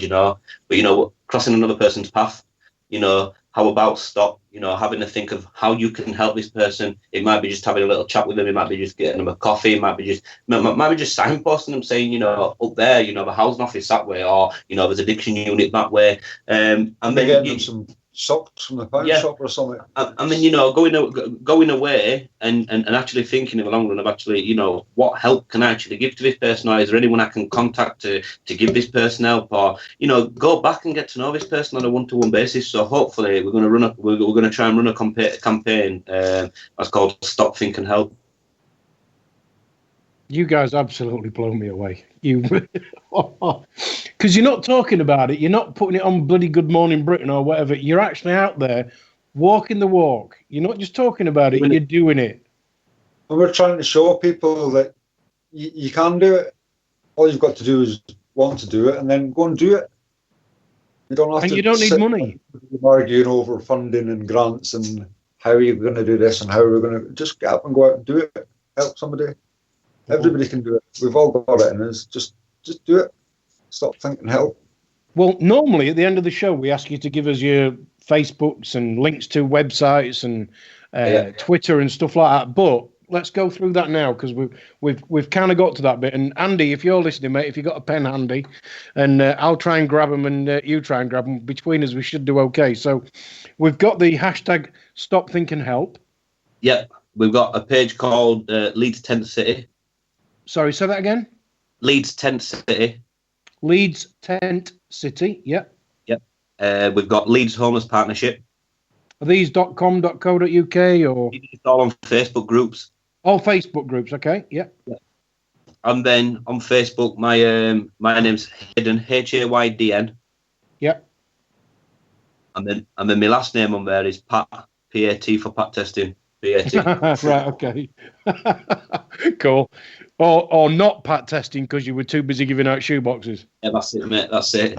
Everybody just knows me as Haydn Pat now. It's got to that, hasn't it? And then, Gaz, do you want to give yours? And Gaz Mack. G-A-Z-M-A-C-K. You might need a translator for that. G-A-Z-M-A-C-K. Translate it yourself. Yeah. I'm busy writing all these down because we're going to put links to all these in the write-up for the podcast. And if anybody wants to donate anything at all, sleeping bags, shoe boxes, chocolate bars, or anything else, or listen, if you guys want to put an appeal out right now, what do you need? What do you need? Right. tents. And I know it sounds stupid, but tents, just for the simple fact is that these guys like going down and sleeping down on the canal. So tents. And nothing over exaggerate like expensive. You can go to Argos, you can get them at $7.99 a tent. But you know, by the time that these guys get them nicked or they get taken off by the authorities, they're not actually worth going out there and buying an expensive one. Sleeping bag, go outdoors. If anybody's got a go outdoors card, you can get sleeping bags at £6 or £7, only with that, if not for $11.99. What else do we need? Socks. Socks are what we always get asked for. Socks are what everybody asks for. Socks. Remember, people need to keep their feet and treat their feet. What else do we need? We need underwear, sanitary towels for women, clothing and that. We don't really need clothing and that because there's so much clothing that's going around. We end up getting just lumbered with XXXXL. So clothing and that, we've got plenty of clothing, haven't we? What else do we need? What else do we ask for? Food donations, yeah, and I know it sounds stupid, but like dried pasta, obviously for when we're doing our street kitchen or when we're doing outreach, obviously we cook a big massive pan of food beforehand, we put them in silver containers and take them out, and not just that, we give food parcels out, so you know, dried food, like dried pasta sauces, they can also be put in food parcels as well. You know, just the things, just no cash. Anything that doesn't involve cash, anything that you can think of that's going to help someone in need or going to help someone on the street keep warm. Because, you know, people might think it's warm during the daytime, but wait till they get to 2, 3 in the morning. You know, people still need even long johns, thermal underwear, anything like that. Hats, gloves, scarves, anything that can keep these people alive and keep them safe during the cold nights ahead. Anything, please. And do you know what we say? If there's anybody local as well who's listening to this of Leeds or surrounding areas, what we say to people is as well is, you know, we do outreach. We don't stop people from coming on it. So, you know, if people do want to see where their things are going to carry on donating to us in the long run of giving us more sleeping bags, come out, hand them out yourselves, come out with us. We'll show you. We'll show you the ropes. We'll show you what it's like and what it's like in these guys' lives of being on the street. Anybody and everybody's more than welcome to come down and join us.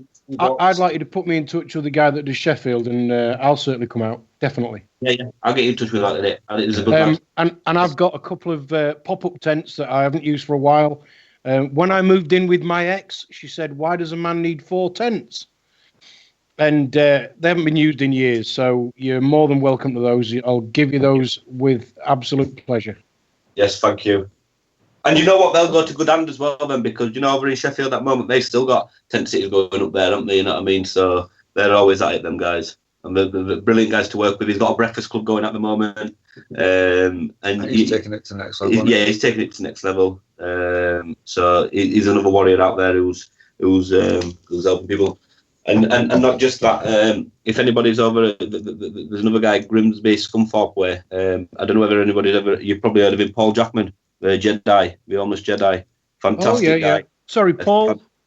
Paul Jackman, homeless Jedi. He's a massive help. He's been to Hull Tent City. He's donated clothes to Leeds. He's put them on a pallet on the back of a truck and got them up here.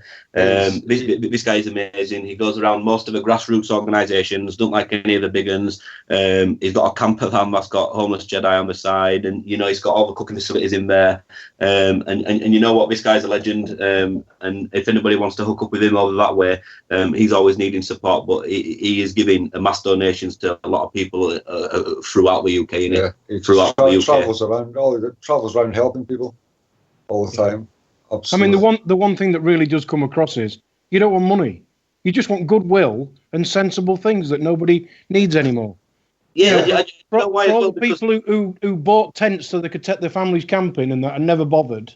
Well, don't leave your tent in the loft. Give it to you guys. Yeah. And do you know what it is? Don't get me wrong. When we first started, at Leeds Tent City, we had a GoFundMe, and we needed that for the simple fact is that these guys needed to be out straight away, and what it was for was, you know, we put it into, we needed administration fees, we needed bonds, but in the long run, after that, we didn't need none of that because the council pulled a hand out. So we started buying them things like phones. We bought them the essentials for when we were in the house, plate, cutlery, you know. If they needed a toaster or anything that they wanted for that household, we'd get them. And that's what we did with it. And then after that, we just saw too many people. And that's what I believe happened, is because people saw that we raised $2.5 grand within a matter of 20 days to get these guys out.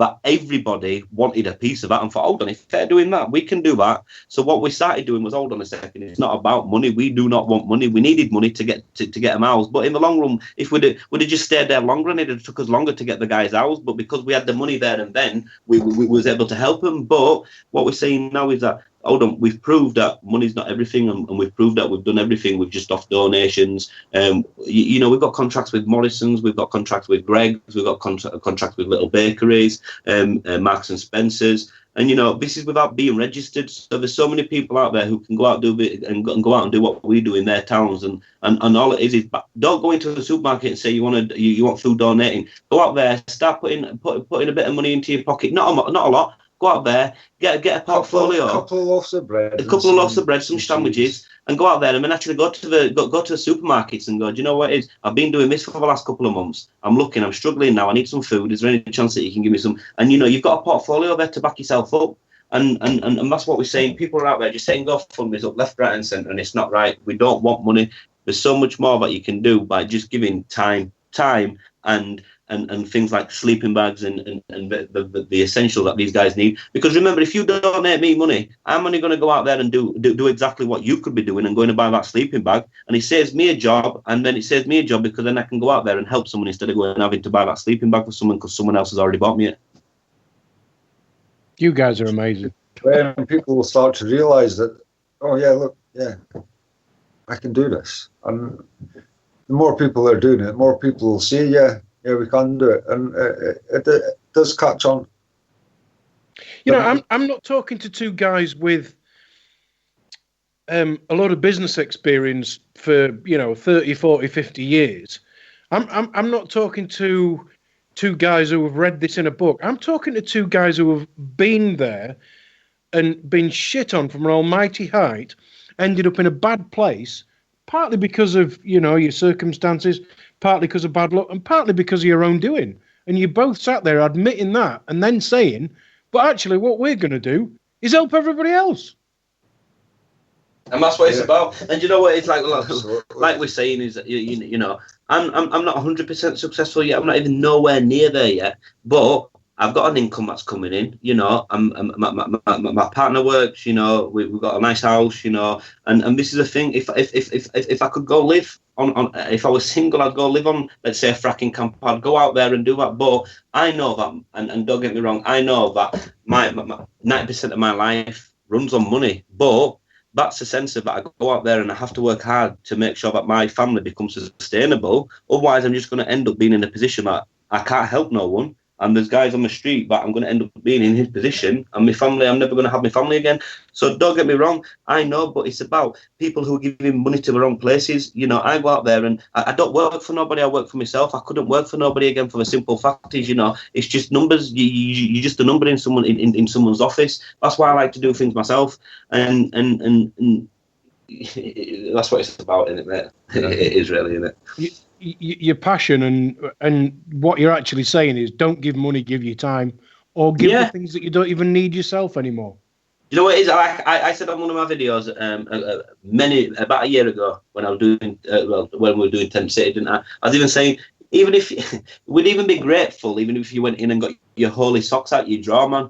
At the end of the day, they're gonna come in handy to someone, because these guys will wear 2 pairs of socks if they have to. But at the end of the day, at least you know that you're doing something and you're not giving money. You're giving something, and you know that it's going to go and help someone in that night or in the long run. And usually, when we get a load of things, it usually goes out within the same day or a few days later, doesn't it? We've got a lot of support in these. I'll tell you what I'm going to do. I've got socks that have been bought before that I'm not going to wear. Because, when people buy you gifts at Christmas and stuff, that they're not what I would wear. And I'm going to go and get them out, and I'm going to put them in a bag in the boot of the car. And next time I see somebody who's homeless, I'm going to go back to the car and I'm going to get them out. Because I wouldn't have thought of socks. Those have been in the bottom of my drawer for years and never be used. And next time I move house, they're going to be thrown away. Yeah, the feet obviously are wet. And let's say about, they are... injecting into the legs and that, they need clean socks all the time, don't they, guys, mate? Yeah, they absolutely do. You got to think about it in life, and this is the only thing I only realised this in the last year, and it's right, your feet, without your feet, you're nothing, and it is. Yeah. And the same with these guys on the street.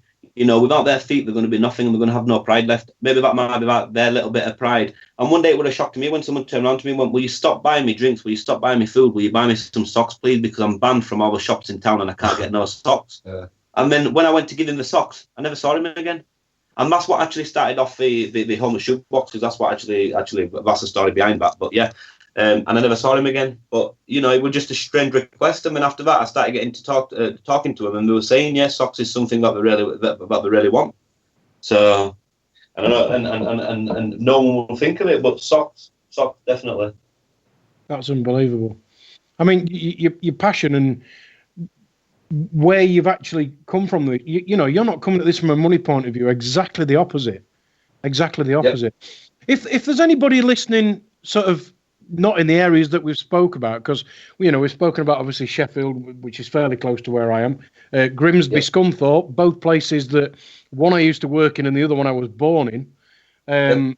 And Leeds, and you mentioned about, you know, people the other side of the Pennines in Manchester and stuff. If there's anybody who's not in those areas and they want to do the stuff that you're doing but don't really know how to get started, what would you say to them?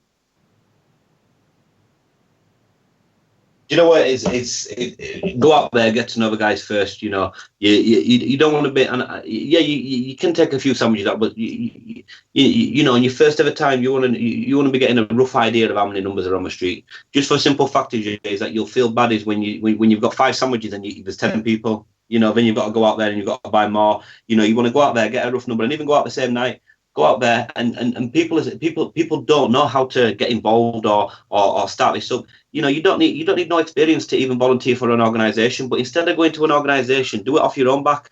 Go into a supermarket and this is another thing what you need to do. When people go shopping on a weekly basis, instead of buying 1 loaf of bread, buy a loaf and a half. You know, you can buy half a loaf now. Buy a loaf and a half. Instead of buying a pack of ham, buy 2 packs of ham. And you know what? You won't even see the difference of what you're spending, because it's just in your weekly shopping budget. And you know what? Go out there and use that, or just take a little bit out of your shopping what you'd buy each week, and just take a pack of biscuits what you would, and take a pack of a loaf of bread, and go out there and just sit down, speak to someone, and you know what it is? It's about getting down on their level. What I did was I did differently to everybody else.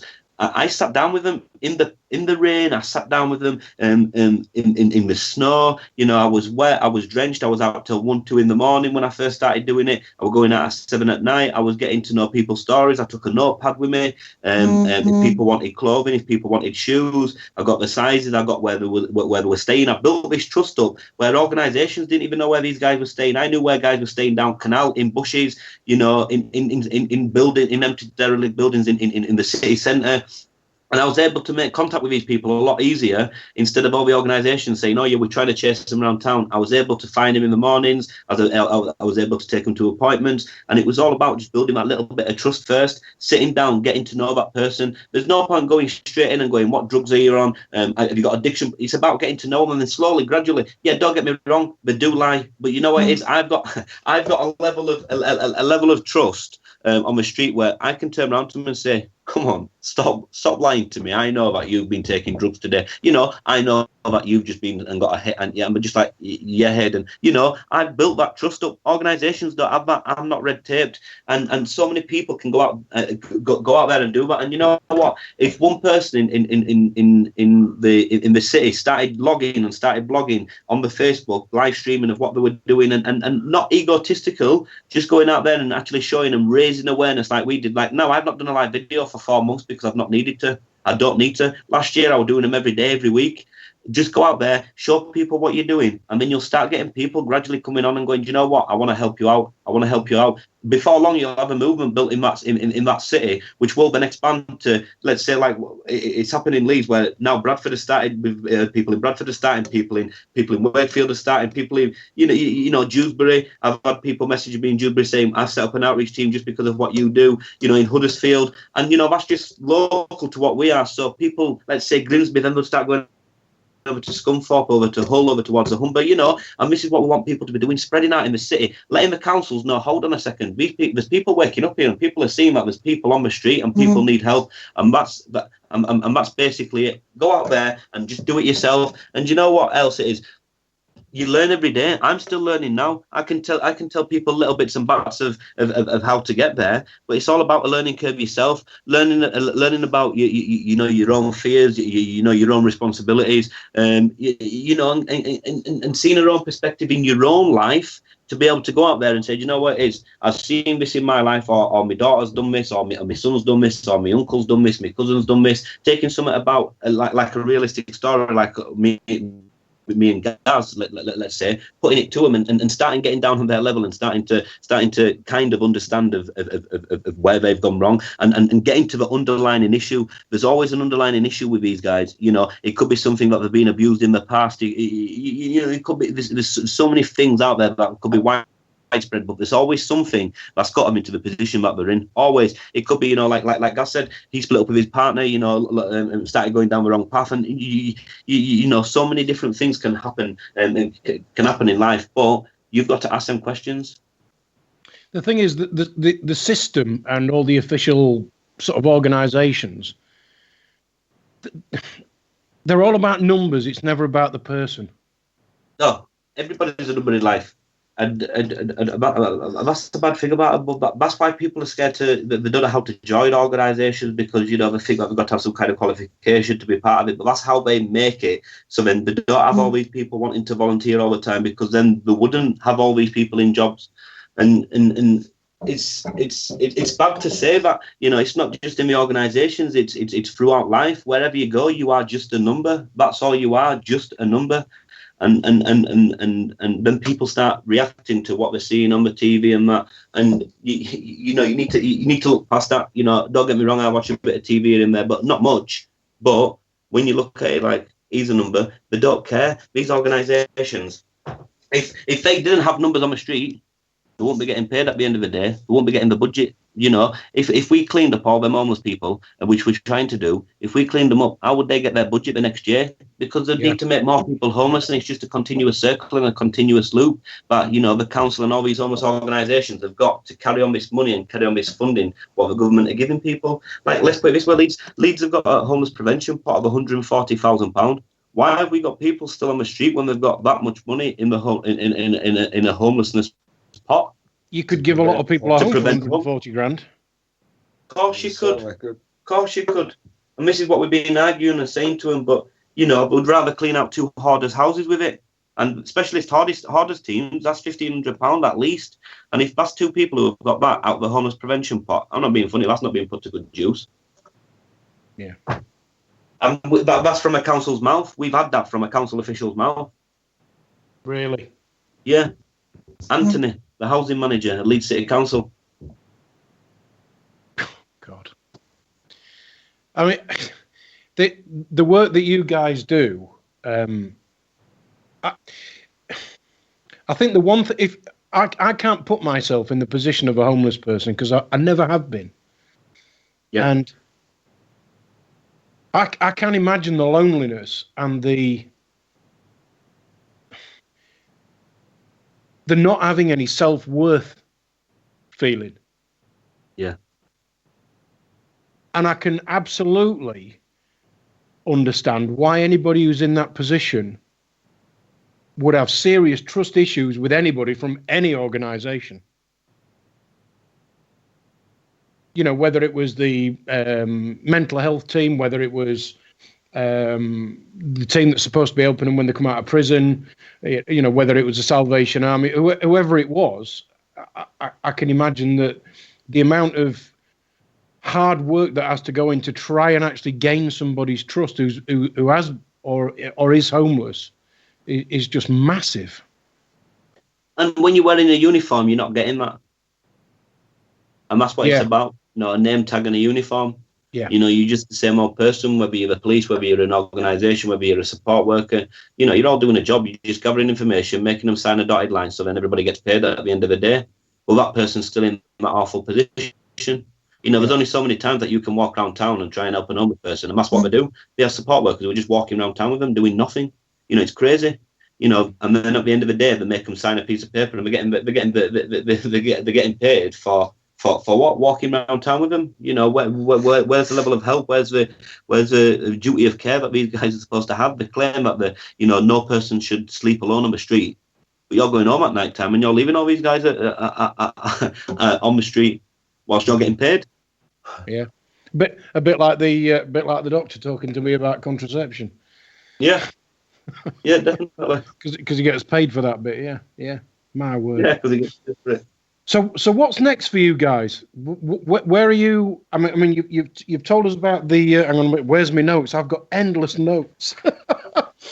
Well, we're in Blackpool tomorrow. You're in Blackpool tomorrow. Yes, we're over on the Flyde. We're on Preston New Road. I don't know whether any, people have heard about the fracking site that's. Of course, yeah. We're actually going down there. We've been going down most weeks just to stand in solidarity with them. You know, with some lovely guys down there, some amazing people that we get on with. Some guys who helped us at Tent City. You know, and it's just time to you know, it's something that we've looked into. It's something that we've always known about, and until obviously we've got some. Up and running again in Leeds. Obviously, we've still got the street kitchen up here. We've still got the regular outreaches on the Thursday and the Monday nights. But up until then, we'll be just helping the guys over at Blackpool, won't we? Or wherever else has start popping up fracking sites. Yeah, well, I mean, I live right in the middle of the gas fields, or the proposed gas fields, and it's going on around me as well. So just getting back to your outreach. Where in Leeds is that? If people want to get involved and come and help or donate, or right. So today you had Dawn Hay. If anybody wants to add her as well, Lisa Holmes, Philip, Paul Clive. They were on City Square from Leeds City Square outside the train station from 6:30, 7 o'clock. They start setting up, which obviously I had little in today, so I couldn't get there. But they should be just finishing now, and then they'll do an outreach for about an hour. Which will go all around the town centre, which goes down Ball Lane. If anybody knows these, Ball Lane, Hedgerow, Briggate, Vicar Lane, and Park Row and Bond Street over, and then they go up towards the top of town. And then Thursday nights, if anybody wants to do outreach, it just varies. So the best thing to do is message a page, but we usually go out between 8 and 9 o'clock. But sometimes there is where we go out and it could be later on, couldn't it, 10 o'clock, 11 o'clock, because what we like to do sometimes is obviously get to the people who actually are dubbing down for the night and find the actual people who are new sleepers out there. So yeah, you know, between 8 and 9 on a Friday night and Thursday night, sorry. And like I said, sometimes it does vary, and we do go out between 10 and 11. But there is also things that prop up from time to time, like obviously, you know, we don't disclose things straight away because obviously the police are heavy-handed. You know, we're always about legal protests, but you know, sometimes it's good just to look on the page in the morning or in the afternoon or the day before, and you know, if there's an event or there's a protest popping up, or we're doing something to have a council office or anything like that. They could be out 24 hours before, and just for a simple fact is, you know, that it's just a thing that the police facilitate so much at the moment, and at the end of the day, they don't like what we do because we're raising awareness of their lack of duty and the duty of all the organisations in Leeds City Centre. Got a couple of things just before. I mean, we're getting actually quite close to the end of the show tonight, and you guys have just come up with some amazing stuff. But what I do want to say to people is, stop thinking help. Leeds Tent City, Leeds Homeless Partnership, Haydn, Pat, Mack. Get on Facebook and just help you guys because you do amazing stuff. But one thing I do want to get over to people is socks. These guys need socks. How simple is that? You need socks and tents. And a sleeping bag. Yep. Socks. Anyway, I've got a question. This has come from Mithrin. Have any of the guests got wind of any homeless people getting mopped up off the street and disappearing like in the States? That's from Mithrin. Say that again, sorry. I understand there was a case in the States where basically a homeless guy just been sort of mopped up off the street and disappeared. Right, okay. Have you come across anything like that? Yeah, we have. People do disappear. Plenty of people disappear. And do you know what it is? the bad thing about it is usually people who don't speak English, people who don't have a clue, you know. And we had a few Eastern Europeans, lovely guys. One of them were called Mumtaz. One of them were called Sergio.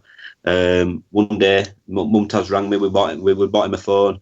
He'd rang me saying he'd seen three lads drag Sergio off and put him in a van.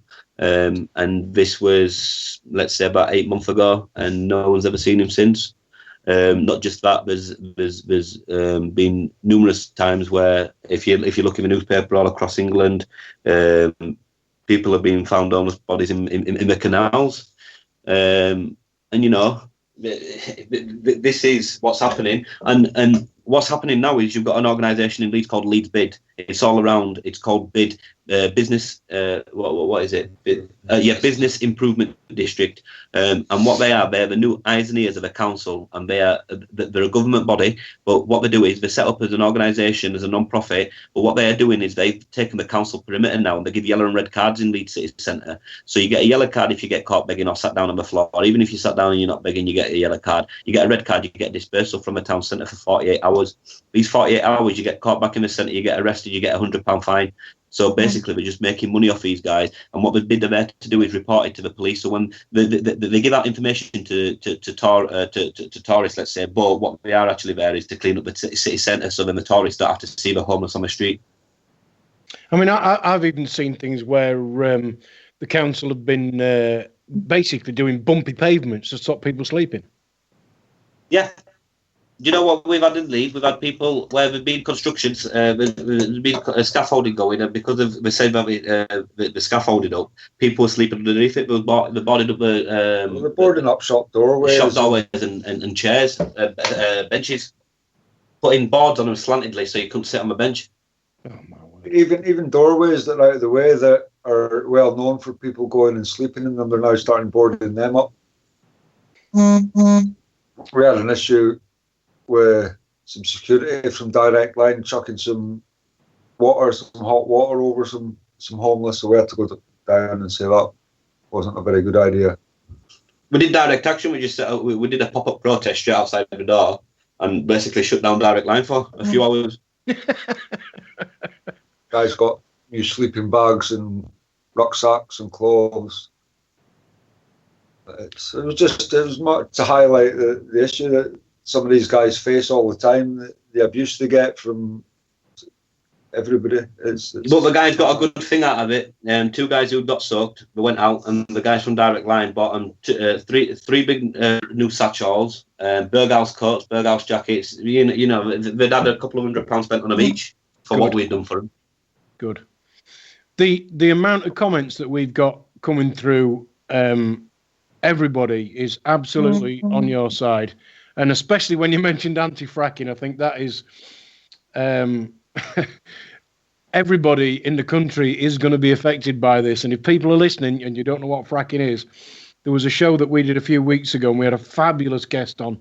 And I'm hoping to get her back on very soon. And if you don't know about fracking, listen back on that on the podcast because it's scary. It's scary. It's really scary. You know, there's a few people who I'm good friends with at the moment who, you know, if you ever want to chat with them on air, that probably would do, be, you know, to get out there. Mm-hmm. And, you know, if people don't know about fracking out there, you know, there's a big massive banner that I love down there, and it's on the beginning of Preston New Road. And you know what it is? Go on Google, people, and just search fracking and health, and all the information will just pop up there, and it'll tell you all about it. Guys, we're nearly at the end of the show. And just in case I miss anything, I want you to jump in. But what I've got written down in my notes is this. Outreach, Leeds City Centre. That's what nights of the week is that? Monday and Thursday. Monday and Thursday. Facebook, if you want to know what's going on. Stop Thinking Help. Leeds Tent City. Leeds Homeless Partnership. Haydn Pat, that's Haydn Pat. And Mack, that's Gazmack. If anybody's got tents, sleeping bags, socks, thermals, underwear, sanitary towels, dried food like pasta and stuff. What else have I got? Oh, silver containers, food containers. Surely we've got a takeaway out there who can afford to give us a bag of those. Surely they can do that. Toothbrushes, toothpaste. Guys, you have been absolutely amazing. Please tell me, what have I missed that you need? That's it, really, isn't it? Gloves, hats, scarves. Hats, scarves, yep. Because even though we're coming up to summer, it still gets cold at night. That's it, really. And the one big thing that's come over to me is, don't give money, give your time. Yep. Yeah, absolutely. More than anything. You have been absolutely amazing. And what I will say to you is this. I expected to have Pippa King on tonight, who's got some really good stuff to go through. And I know we dragged you in, talk about the 11th hour. I mean, I don't think you'd even got Skype downloaded onto your phone until a few minutes past 7 tonight. And I have to say, you have been unbelievable as guests, and I cannot thank you enough. Thank you. Thank you for having us. Welcome. Thank you for having us. Yeah. You are absolutely welcome back anytime. I'm judging by the comments that we've had. You just absolutely blown us all away. If you are listening live and you want to listen back to this, just in case you've missed anything, I'm hoping Andy Young will have this back up on the podcast list, probably even tomorrow. So, guys, I'm just going to wrap up and tell people what's going on. But if you would hang about, because I do just want to get a couple of things off you before you disappear tonight. After we've played the music. But so if I can just run through this very quickly. Tomorrow night on raconteursnews.com, that's Tuesday, 8 till 10 o'clock, we've got Andy Young and Jason Holmes with Raconteurs News, and I'm pretty sure tonight they've got a guy on called Lennon Honor. If you've never listened to Lennon Honor, he's such an inspiring guy. He's definitely worth a listen to. I'll be back next Monday, 7 till 9 live. In the meantime, you can listen to all the previous shows on raconteursnews.com. Just follow the link to the podcast. And if you've got something to share with us and you want to come on the show, contact us and just follow the link on the contact us on raconteursnews.com. Thanks to my producer tonight, Andy Young. Thanks very, very much to my two guests tonight. That's Haydn Pat and Gaz Mack. Can't thank you two guys enough. But most of all, thanks to everybody for listening, because without you guys, it'd be fairly pointless. We're going to finish off tonight with some more free music, and we get a lot of requests for this guy. We're going to finish off with a track from Heath Dweft, and this one's called Honky Road Rage.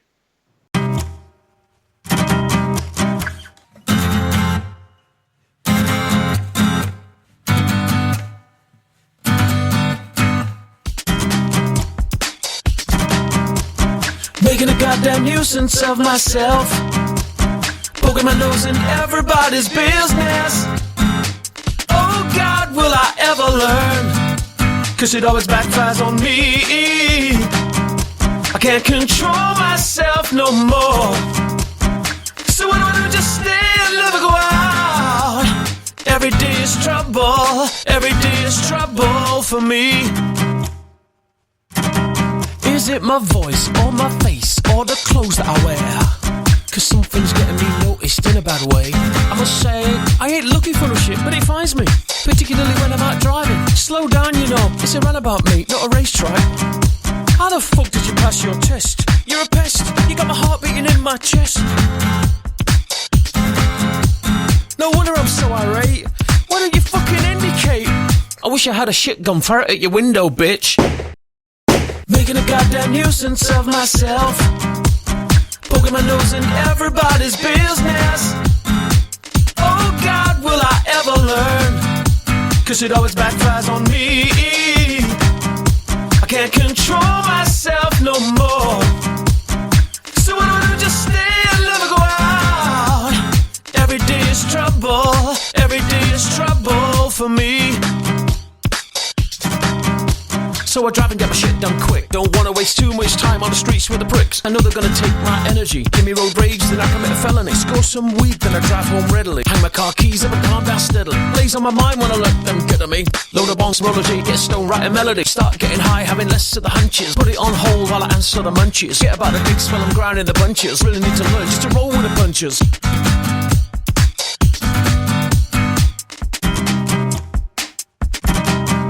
Algún día me perdonan, aquí te estaré esperando, porque yo era muy feliz cuando tú abrías los ojos. la noche y andaba muy perdido. Me faltaban que tus ojos me mostraran el camino. Porque yo era muy feliz cuando tú abrías los ojos. Making a goddamn nuisance of myself, poking my nose in everybody's business. Oh God, will I ever learn? 'Cause it always backfires on me. I can't control myself no more. So what do I do? Just stay and never go out. Every day is trouble. Every day is trouble for me. Every day is trouble. Every day is trouble. Making a goddamn nuisance of myself, poking my nose in everybody's business. Oh God, will I ever learn? 'Cause it always backfires on me. I can't control myself no more. So what do I do? Just stay and never go out. Every day is trouble. Every day is trouble. Every day is trouble. Every day is trouble. Every day is trouble. Every day is trouble. Every day is trouble. Every day is trouble. Every day is trouble. Every day is trouble for me.